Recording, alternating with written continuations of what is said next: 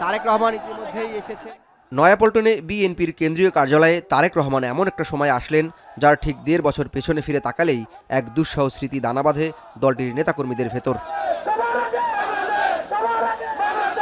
এই কার্যালয়ের মাটি আঁকড়ে ফেসিবাদের বিরুদ্ধে লড়াই থাকা অনেক সহযোদ্ধা প্রাণ হারিয়েছে, গুম খুনের শিকার হয়েছে, জীবনের সব ক্ষতি উপেক্ষা করে আগলে রেখেছিলেন নয়াপল্টনকে।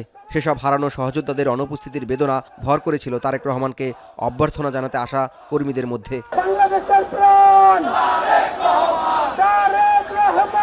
আনন্দও ছিল ভীষণ। ১.৫ যুগ ধরে ভার্চুয়ালি যে নেতার বক্তব্য শুনেছেন পল্টনের রাজপথে, সেই নেতা আজ কার্যালয়ের বারান্দায় দাঁড়িয়ে হাত উঁচিয়ে অভিবাদনে মিশে গেলেন তৃণমূলে। কর্মীদের বার্তা দিলেন ঐক্যবদ্ধ দেশ গড়ার। আমাদের যার যতটুকু অবস্থান আছে সেখান থেকে আসুন, আমরা আমাদের দেশটাকে নতুন করে গড়ে তোলার চেষ্টা করি। যার পক্ষে যতটুকু সম্ভব আমরা সচেষ্ট হই দেশের জন্য। পরিচ্ছন্ন দেশ নির্মাণের বার্তাও দিলেন বিএনপির ভারপ্রাপ্ত চেয়ারম্যান। নেতাকর্মীদের আগমন যাতে জনদুর্ভোগ না ঘটায় সতর্ক করলেন তা নিয়ে।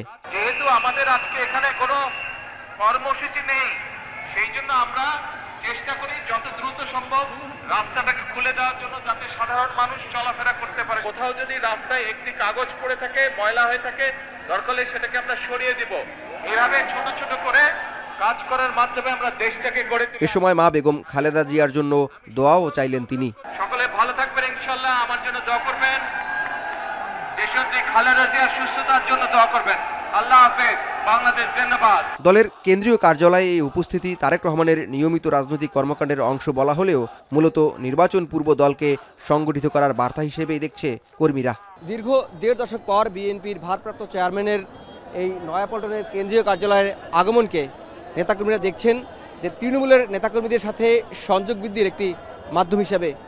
যদিও তারেক রহমান এখানে নেতাকর্মীদের ঐক্যবদ্ধ থাকার আহ্বান জানিয়েছেন এবং এই আহ্বানের বার্তা হিসেবে এখানে যারা আজকের নেতাকর্মীরা তাকে অভ্যর্থনা জানাতে এসেছেন তারা বলছেন এই নেতার বার্তা নিয়েই তৃণমূলকে সংগঠিত করবে।